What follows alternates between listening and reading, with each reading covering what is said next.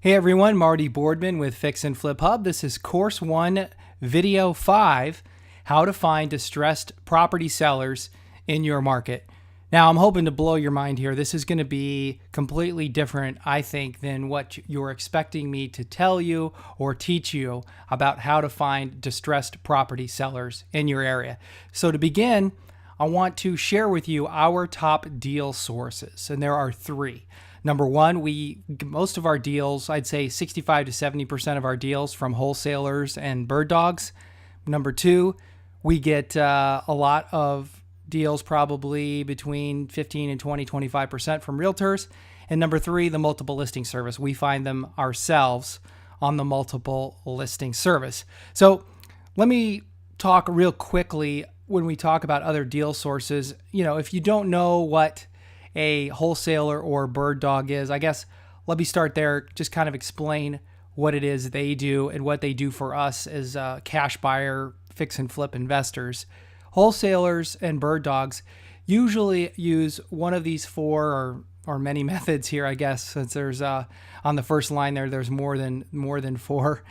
There's multiple sources they use to find distressed property sellers. To begin, they use direct mail, and this direct mail can be sent to absentee homeowners, to investment property owners, to vacant properties, to homeowners in foreclosure. But they send out mass amounts of mail every month to a variety of different types of home buyers in different situations and hope that their phone rings or they get hits on their websites. Some of them put bandit signs out on the road. I'm sure you've seen bandit signs on the sides of the road in your neighborhood or in your city. They typically say, we buy houses or cash for your house, and they have a phone number. A phone number is usually like a Google Voice number with a recorded message. Some of them door knock. They go knocking on doors. As a matter of fact, that's how I got my start in real estate many years ago, was knocking on the doors of homeowners in foreclosure and just asking them if they wanted to sell. Some of the more sophisticated wholesalers, they have websites. They do a lot of search engine optimization, and they go through the process of setting up company names or sometimes even multi-company names so that people can find them. They go online, they type in, I want to sell my house, blah, blah, blah. And they come across these websites. Some wholesalers and bird dogs we know will spend a lot of time calling for sale by owners. And, most of your for sale by owners put either little signs in their yard or run ads in the local penny saver newspapers, or a lot of them today now, of course, use Craigslist. There are also ways to find properties that are in probate or estate sales. Some of the wholesalers that we work with have an intricate network of attorneys that call them when they have a client that passes away. They put them in touch with family members and they work out deals like that. And then lastly, there are foreclosure auctions. In Arizona, we call them trustee sales. In Wisconsin, they're sheriff sales. The foreclosure auctions here in Arizona or in Phoenix happen once a day. The auctions in Wisconsin, I believe it's once a week, but there are people there who go down every day or once a week and bid on properties and ultimately sell them to cash buyers. So with that said, I'm going to tell you, there are tons of books and videos and classes and coaches dedicated to teaching people how to find motivated sellers using guerrilla marketing tactics like I just described. How to fix and flip houses fast with none of your own money, how to get motivated sellers to call you, how to sift through the obituaries to find probate and estate sale leads, how to buy houses at the courthouse steps. Well, I'm sorry to tell you that this instructor and training course isn't one of them. So why, you may be asking why? Because it's no fun. At least it isn't for us, any of it. We hate putting ugly signs in the ground all over our neighborhood. We dislike buying expensive mailing lists and stuffing envelopes and creating yellow letter campaigns. We can't stand setting up and managing systems to track all this stuff. We loathe knocking on people's doors. We don't like competing against 15 to 20 other wholesalers trying to work the same area of town as we are for deals. We don't like being in the middle of bidding wars with other wholesalers and bird dogs. We don't want to waste time on the phone talking to unmotivated people that are attempting to sell their house on their own, or writing letters to dead homeowners' family members, or standing around in the courthouse all day in the cold like Wisconsin, or in the heat if it's here in Arizona, waiting for a house to go to auction. However, we love buying houses from the wholesalers, the bird dogs, bidders, and realtors that do all this stuff. And they love selling to us because we are decisive cash buyers that perform. It really all boils down to this. What is your highest and best use of time? What's your best skill? What are you most passionate about? Do you get fulfillment out of beating the bushes to find a deal? Or does your satisfaction come from transforming the biggest eyesore on the street into a neighborhood gem and making a lot of money doing it? Manny and I, we'd much rather focus on the fun parts, specifically transformation and profit, than waste time chasing distressed property leads. So instead of teaching you in this course or in this video how to beat the bushes finding deals, I'm going to show you how to get wholesalers, bird dogs, bidders, realtors, and anyone else that has a property with big margins to bring it to you first. You will quickly build a network of distressed property sellers providing you opportunities. And they will do this for two reasons. Number one, your decisiveness, and number two, your performance. Let me just kind of retrace our steps here and kind of go back a few videos and talk about, what I've taught you, what you've learned. And hopefully you're going to start to see now why I wanted to teach you this first. You learned at the very beginning the macro level of your market and how to find out what that is. The micro level of your market, I taught you how to get access to the MLS and how to use it. And I also shared with you how to estimate a project budget. Knowing these four things means you can be decisive. You have information, you have confidence that the property that you're analyzing or that you're looking at, you know what it's worth, and you have a really good idea what it's going to cost to rehab, and you know how much profit you want to earn. So you can be decisive, which is a key trait to have when you're working with wholesalers, bird dogs, and other distressed property sellers. Now, of course, the distressed property seller you're working with will want to know you can perform too. That means actually having the money to buy the property and close fast. But don't worry, we will cover all that in course 4. You see, most distressed property sellers want nothing to do with inexperienced, unknowledgeable, and I should add indecisive buyers that can't pull the trigger. They don't usually have much cash either, these wholesalers and bird dogs. They have a lot more time than they have money. So they need to know they're working with a pro that can get the deal done fast. So let's go back again and kind of recap our top deal sources. Number 1, wholesalers and bird dogs. Number 2, realtors. And number 3, the multiple listing service. And I'll kind of tell you where to find these people, how to find these deals, and so on and so forth. So with wholesalers and bird dogs, you can begin searching online for wholesalers and bird dogs. Trust me, they're not hard to find. They're not hiding under a rock. They want to be found. Most of them do have websites. You can typically sign up for their buyers list. Usually they have like a VIP opt-in email box somewhere on their website. You type in your name and your email and they'll add you to their list. Some actually have their properties right there on their website for you to look at and to start to analyze. If you live in a smaller market, maybe where they don't have online, or a lot of them aren't online, you can just go to your multiple listing service, or you can search the tax records. Most wholesalers that I know, and I was a wholesaler myself for several years, 4 or 5 years, they typically use names like Home Buyer Solutions. My company back then was called Valley Real Estate Solutions. Phoenix is in a valley, and the nickname of Phoenix was Valley of the Sun, so I thought I was being clever calling it Valley Real Estate Solutions.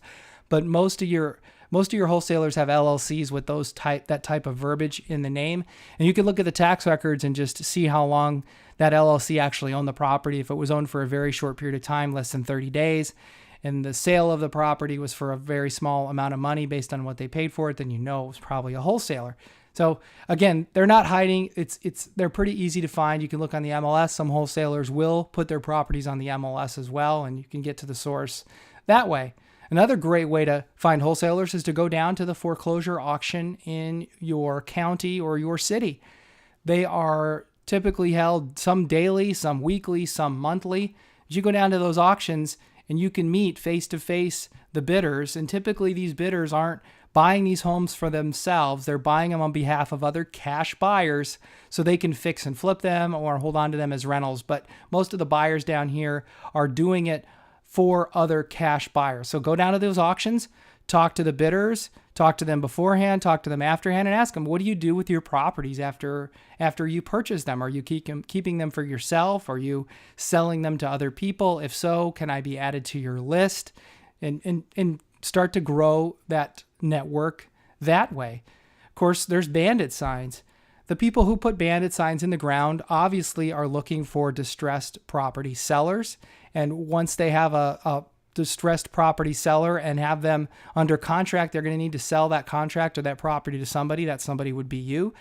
So call the numbers on those signs. Of course, they're not likely going to answer the phone, but you can leave a message. Again, these are usually like Google Voice numbers, automated types of voicemail numbers, but leave your name and number and tell them you're a cash buyer. And if you happen to stumble across a property, please keep me in mind and give me a call.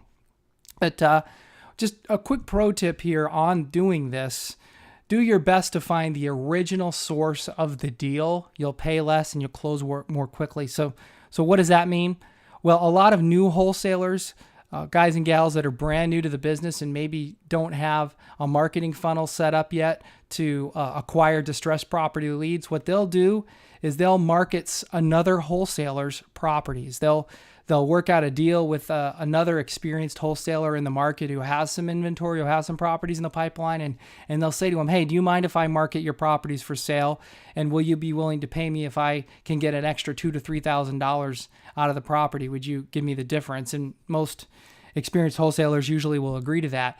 The problem for you in that transaction as the fix and flip investor is you could have bought it cheaper from the original wholesaler. So what I'm telling you to do is try to find the original source of the deal. I mean, there's nothing wrong with doing this the way I just described. It's not unethical or illegal, but you're trying to find the very best deal you can with the most meat on the bone. So try to find the original source of the deal. This is pretty easy to do because most wholesalers are marketing their properties in their distribution list. So if you're on a lot of different distribution lists, or you have their website's bookmark, or you just do a Google search for the address, you can probably find it for sale quickly and for the least expensive amount from that original wholesaler. Hope that makes sense there. So let's give you a homework assignment now. This is another off-ramp, I guess, so to speak. Number one, I want you to compile a list of 3 to 5 wholesalers in your market. Now I described to you, or I told you just a minute ago, how to find them. You go online, drive around and write down numbers from bandit signs, go down to the foreclosure auctions, but get a list of 3 to 5 wholesalers in your market. Get their names, phone numbers, email addresses, website addresses. And then I want you to join their distribution list. If they don't have a list you can join, ask them to put them on your email list, either in person or over the phone. Tell them, hey, I want to be on your list. And then number 3, let them know you want to start acquiring properties soon and would like to know what they have in their inventory and pipeline.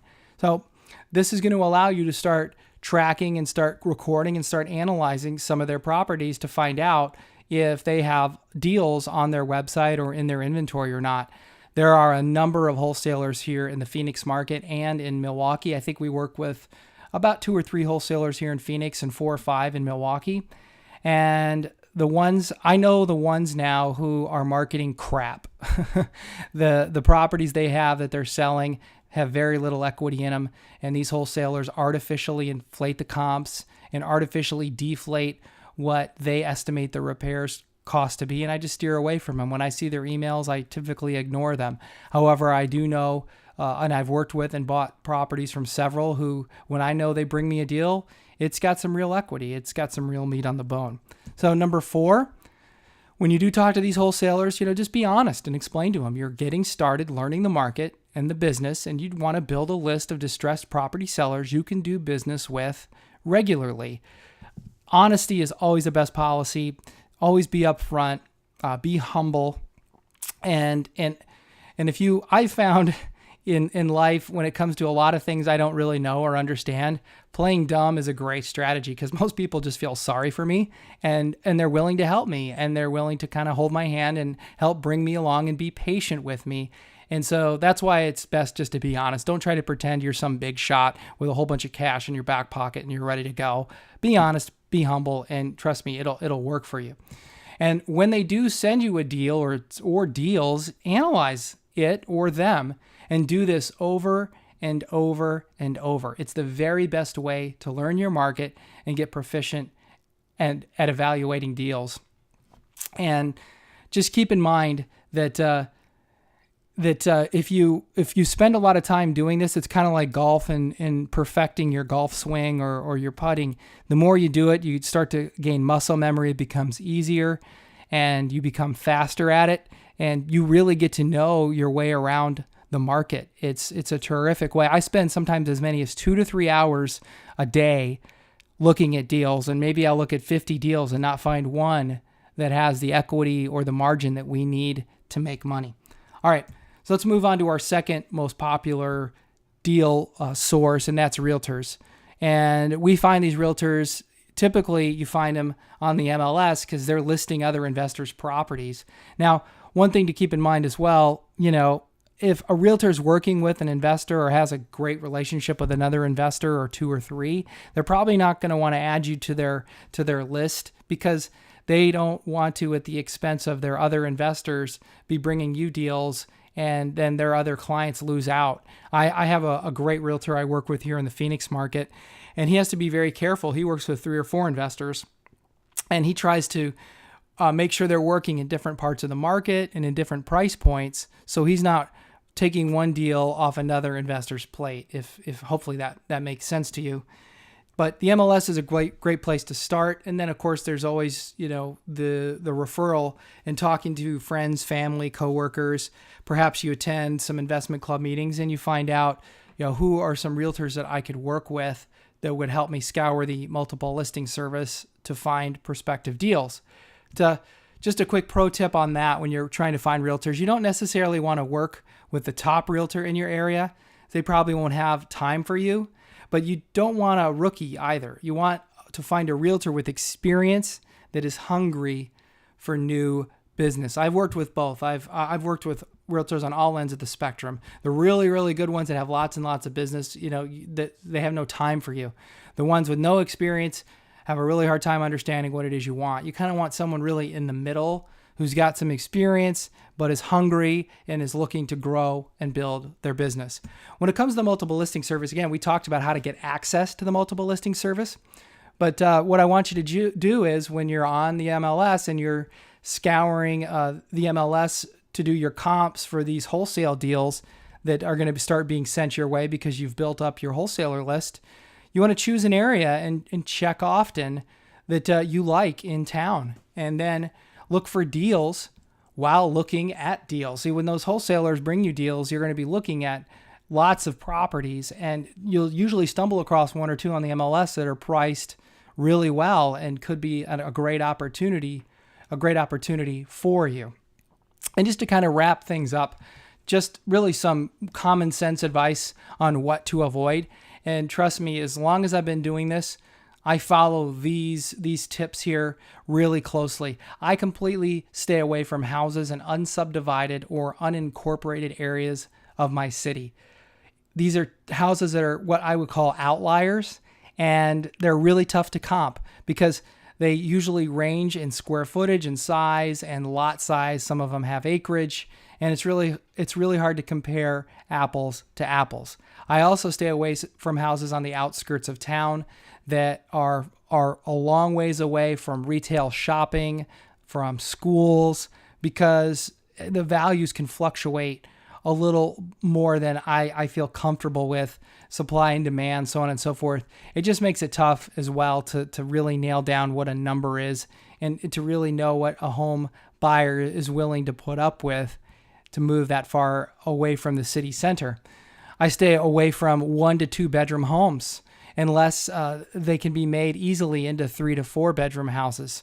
Most home buyers want a minimum of 3 bedrooms. So I stay away from 1 to 2 bedrooms at all costs, unless, again, I know I can easily, within the current footprint of the house, turn it into a 3 or a 4 bedroom house. I don't like to buy houses without garages or houses that have carports I can easily convert into garages.